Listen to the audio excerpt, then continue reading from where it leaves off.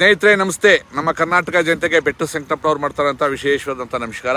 ಇವತ್ತು ಏನಪ್ಪ ಮಾಹಿತಿ, ಗಿಡಮೂಲಿಕೆ ಮಾಹಿತಿ ಅಂದರೆ, ನಾನು ಇವತ್ತೊಂದು ಜಾಗಕ್ಕೆ ಬಂದಿದ್ದು, ಯಾವುದೋ ಒಂದು ಮಾಹಿತಿ ಕಲೆಕ್ಟ್ ಮಾಡೋಣ ಅಂತ.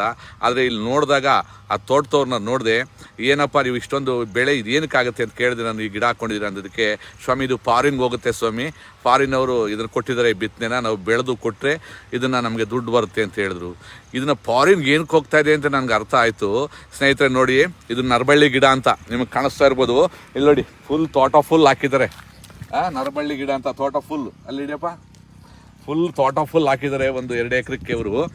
ಇದರಿಂದ ಏನು ಉಪಯೋಗ ಆಗುತ್ತೆ ಅಂದರೆ ಸ್ನೇಹಿತರೆ, ಎಷ್ಟೋ ಜನಕ್ಕೆ ಲಘು ಫಸುವಾಯಿ ಅಂತ ಹೇಳ್ತೀವಿ, ಲಘು ಹೊಡೆದವ್ರಿಗೆ ಇದರಿಂದ ತುಂಬ ಉಪಯೋಗ ಆಗುತ್ತೆ. ಇದ್ರ ಗಿಡ ನರಬಳ್ಳಿ ಗಿಡ ಅಂತ. ಇದರಿಂದ ಲಘು ಹಾರ್ಟ್ ಅಟ್ಯಾಕ್ ಆಗಿರೋನು ಕೂಡ ಬದುಕಿಸ್ಕೋಬೋದು. ಯಾಕೆಂದರೆ ಈ ಗಿಡದಿಂದ ಅಷ್ಟು ಉಪಯೋಗ ಆಗಿದೆ. ಏನಾಗುತ್ತೆ ಅಂದರೆ, ಫಾರಿನ್ಗೆ ಏನಕ್ಕೆ ಹೋಗ್ತಾ ಇತ್ತು ಇದು ಅಂದರೆ, ಇಲ್ಲಿ ನಮ್ಮ ರೈತರ ಹತ್ರ ನಮ್ಮ ಕರ್ನಾಟಕದಲ್ಲಿ, ನಮ್ಮ ಇಂಡಿಯಾದಲ್ಲಿ ಬೆಳೆಸಿ ಇದನ್ನು ಫಾರಿನ್ಗೆ ರಫ್ತು ಮಾಡ್ತಾರೆ. ರಫ್ತು ಅಂದರೆ ಹೊರಗಡೆ ದೇಶಕ್ಕೆ ಇದನ್ನು ತೊಗೊಂಡೋಗ್ತಾರೆ. ಗಿಡನ ತೊಗೊಂಡೋಗಿ ಅದನ್ನು ಪೌಡ್ರ್ ಮಾಡಿ ಮಾತ್ರೆ ಮಾಡಿ ತಿರ್ಗಾ ನಮ್ಮ ಇಂಡಿಯಾಗೆ ಕಳಿಸ್ತಾರೆ.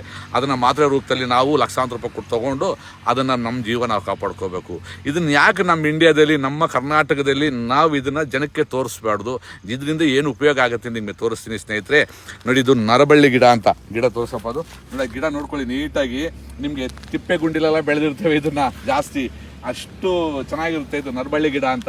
ಇದರಿಂದ ಏನು ಉಪಯೋಗ ಆಗುತ್ತಪ್ಪ ಅಂದರೆ, ಲಕ್ ಹೊಡೆದಿರುತ್ತಲ್ಲ, ಲಕ್ ಹೊಡೆದಿರೋರಿಗೆ ಹೊಡೆದು ಒಂದು 2 ಅವರ್ 3 ಅವರ್ 5 ಅವರ್ ಒಳಗಡೆ ನೋಡಿ, ಇದನ್ನ ನಿಮಗೆ ನರಬಳ್ಳಿ ಗಿಡ ಏನಕ್ಕೆ ಇದು ಹೆಸರು ಅಂದರೆ, ನೋಡಿ ನಿಮಗೆ ಕಾಣಿಸ್ತಾ ಇದೆ ನೋಡಪ್ಪ, ನರ.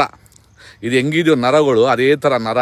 ಇದು ತುಂಬ ವಿಶೇಷವಾದಂಥ ನರಗಳ ಥರನೇ ಇರುತ್ತೆ. ಇದಕ್ಕೆ ಹೆಸರೇ ನರಬಳ್ಳಿ ಗಿಡ ಅಂತ.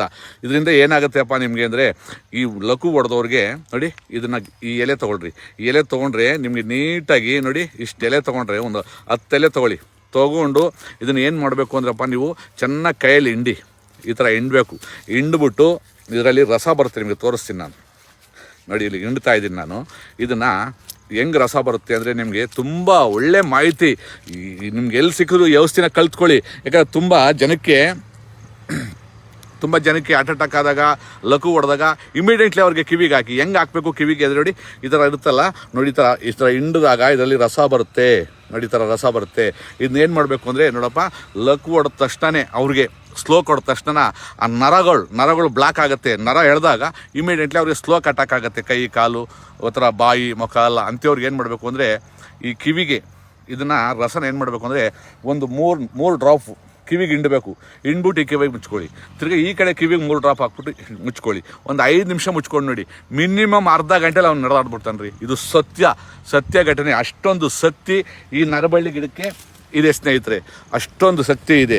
ಯಾಕಂದರೆ ಇದನ್ನು ಏನು ಮಾಡ್ತಾ ಇದ್ದಾರೆ ಅಂದರೆ, ನಮ್ಮ ಚಾಮರಾಜನಗರ ಜಿಲ್ಲೆ ಮಲೆಮಹದೇಶ್ವರನ ಬೆಟ್ಟ, ನಮ್ಮ ಕೊಳ್ಳೇಗಾಲ ತಾಲೂಕಲ್ಲಿ ಇದನ್ನು ಇನ್ನೊಂದು ಗಿಡ ಏನೋ ಜಾತಿ ಹೇಳ್ತಾರೆ. ನಮ್ಮ ನರಬಳ್ಳಿನೇ ಇರೋದು. ಯಾಕಂದರೆ ಉತ್ತರ ಕರ್ನಾಟಕ ಕಡೆ ಸೈಡ್ ಏನು ಹೇಳ್ತಾರೋ ಗೊತ್ತಿಲ್ಲ, ನಿಮ್ಮ ಸೈಡಲ್ಲಿ ಏನು ಹೇಳ್ತಾರೋ ನಮಗೆ ಗೊತ್ತಿಲ್ಲ, ನಮ್ಮ ಕಡೆ ಅಂತಾರೆ. ಇದನ್ನ ಏನಂತಾನೆ, ಆಗಿನ ಕಾಲದಲ್ಲಿ ಬಾಣ್ತಿ ಅಂದರೆ ಮಗು ಡೆಲಿವರಿ ಆಗಿರುತ್ತಲ್ಲ, ಬಸ್ರಿ ಡೆಲಿವರಿ ಆದಾಗ ಬಾಣ್ತಿದ್ರಿಗೆ ಈ ಎಲೆನ ತೊಗೊಂಡು ಹೋಗ್ಬಿಟ್ಟು ಬೇಯಿಸಿ ಇದನ್ನು ರಸನೆಲ್ಲ ಹಿಂಡ್ಬಿಟ್ಟು ಅದನ್ನು ಸಾರು ಮಾಡಿ ಒಗ್ಗರಣೆ ಮಾಡಿಕೊಡ್ತಾಯಿದ್ರು. ಏನಕ್ಕೆ ಅಂದರೆ, ಬಾಣ್ತಿ ನಂಜುಗೂಡಬಾರ್ದು ಅಂದರೆ, ನಂಜು ಅಂದರೆ ಪಾಪ ಮಗು ಡೆಲಿವರಿ ಆಗಿರುತ್ತೆ, ನರಾಗಿರ ಎಳಿಬಾರ್ದು, ನಂಜುಗೂಡಬಾರ್ದು ಅಂತ ಹೇಳ್ತೀವಿ ನಮ್ಮ ಕನ್ನಡದಲ್ಲಿ. ಅದಕ್ಕೆ ಇದನ್ನು ಮಾಡಿ ಕೊಡ್ತಾಯಿದ್ರು. ಆವಾಗ ಅವರು ನಂಜುಗೂಡ್ತಾನಿಲ್ಲ, ಹಾಲು ಉತ್ಪತ್ತಿ ಚೆನ್ನಾಗಿ ಬರ್ತಾಯಿತ್ತು ಮಗುಗೆ ಹಾಲು ಕೊಡಿಸೋದಕ್ಕೆ. ಅಷ್ಟೊಂದು ಗಿಡಮೂಲಿಕೆ ಔಷಧಿ ಇದು. ಇದನ್ನು ನೋಡಿ ತುಂಬ ಖುಷಿ ಆಯಿತು. ನೀವು ಏನು ಮಾಡಬೇಕು ಅಂದರೆ ಸ್ನೇಹಿತರೆ, ನೋಡಿ, ಲಘು ಹೊಡೆದವ್ರಿಗೆ ಕಲ್ತ್ಕೊಳ್ಳಿ. ಈ ಥರ ವಿದ್ಯೆಗಳು, ಈ ಥರ ನಿಮಗೆ ಈ ಥರ ಗಿಡಮೂಲಿಕೆನ ನೀವು ನೋಡ್ಕೋಬೇಕು. ಸಡನ್ಲಿ ಇಮ್ಮಿಡಿಯೆಂಟ್ಲಿ ಅವ್ರಿಗೆ ಖಂಡಿತವಾಗ್ಲೂ ಆಗುತ್ತೆ. ಇದು ಹಾರ್ಟ್ ಅಟ್ಯಾಕ್ ಆಗೋದವ್ರಿಗೂ ಅಷ್ಟೇ. ಹಾರ್ಟ್ ಅಟ್ಯಾಕ್ ಆಗೋಯ್ತು, ಜೀವ ಹೊರಟಾಯಿತು ರೀ, ಜೀವ ಹೋಗ 5 ನಿಮಿಷ ಆಗಿರಲಿ, ನೀವು ಮಾಡೋ ಕೆಲಸ ಬಿಡ್ರಿ. ಕಿವಿಗೆ ಒಂದು 3 ಡ್ರಾಪ್ ಬಿಟ್ಬಿಟ್ಟು ಕಿವಿ ಮುಚ್ಕೊಡ್ರಿ. ಇಮ್ಮಿಡಿಯೆಂಟ್ಲಿ ಅವ್ನು ಎದ್ದು ಕೂತ್ಕೊತಾನೆ ರೀ. ಅಷ್ಟೊಂದು ಅದ್ಭುತವಾದಂಥ ಕೆಲಸ ಮಾಡ್ತದೆ ಸ್ನೇಹಿತರೆ. ನಮ್ಮ ಕರ್ನಾಟಕ ಜನತೆ ಕೈ ಮುಗಿದು ಕೇಳ್ಕೊತೀನಿ, ನಿಮ್ಮ ಊರ ಕಡೆನೇ ಸಿಗುತ್ತೆ.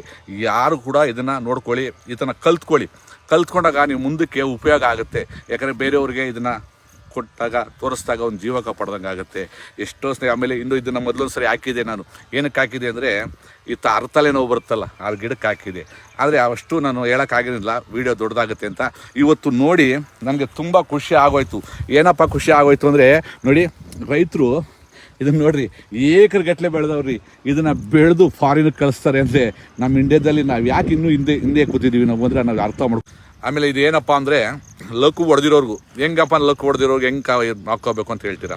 ಲಕ್ಕು ಸ್ಲೋಕ್ ಹೊಡೆದಿರೋರಿಗೆ ತುಂಬ ಕೈ ಕಾಲ ಬರದೆ ಮಲಗಿರೋರ್ಗೂ ಕೂಡ ಇದನ್ನು ನೀವು ಕೊಡ್ಬೋದು. ಹೆಂಗೆ ಕೊಡ್ಬೋದು ಅಂದರೆ ನೋಡಿ, ಈ ಥರ ಗಿಡ ಕಿತ್ಕೊಂಡು ತೋರಿಸಿದ್ನಲ್ಲ, ಇದನ್ನು ಒಂದು 10 ಎಲೆ ಕಿತ್ಕೊಬಿಟ್ಟು ಚೆನ್ನಾಗಿ ಕೈಯಲ್ಲಿ ಇಸ್ಕಿ ರಸ ಬರುತ್ತೆ. ಆ ರಸನ ಒಂದು ಬಿಳಿ ಬಟ್ಟೆಗೆ ಹಾಕ್ಕೊಂಡು ಅದನ್ನು ಈ ಕಿವಿಗೆ ಒಂದು 3 ಡ್ರಾಪು ಮುಚ್ಚಿಬಿಟ್ಟು ಒಂದು 5 ನಿಮಿಷ ಮುಚ್ಕೊಳ್ಳಿ.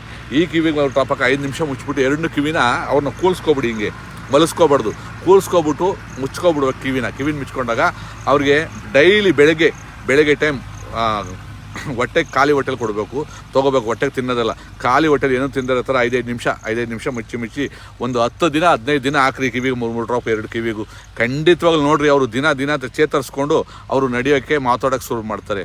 ಎರಡನೇದು ಬಂದು ಇದನ್ನು ಪಲ್ಯನೂ ಮಾಡಿ ತಿನ್ಬೋದು. ಹೇಳಿದ್ನಲ್ಲ, ಇದನ್ನು ಬೇಯಿಸಿ ಸೊಪ್ಪನ್ನ ಅದರ ರಸನೆಲ್ಲ ಹಿಂಡ್ಬಿಟ್ಟು ಅದನ್ನು ಪಲ್ಯ ಮಾಡಿಕೊಡ್ಬೋದು. ಖಂಡಿತವಾಗ್ಲೂ ಹಂಗೆ ತಿಂದರೆ ಕೈ ಬರುತ್ತೆ, ಅದನ್ನ ಪಲ್ಯ ಮಾಡ್ಕೊಂಡು ತಿನ್ಬೋದು. ಆ ಥರ ಕೊಡಿ, ಖಂಡಿತವಾಗ್ಲೂ ಇದು ಒಳ್ಳೆಯದಾಗುತ್ತೆ. ಜೈ ಕರ್ನಾಟಕ, ಜೈ ಮಾತೆ.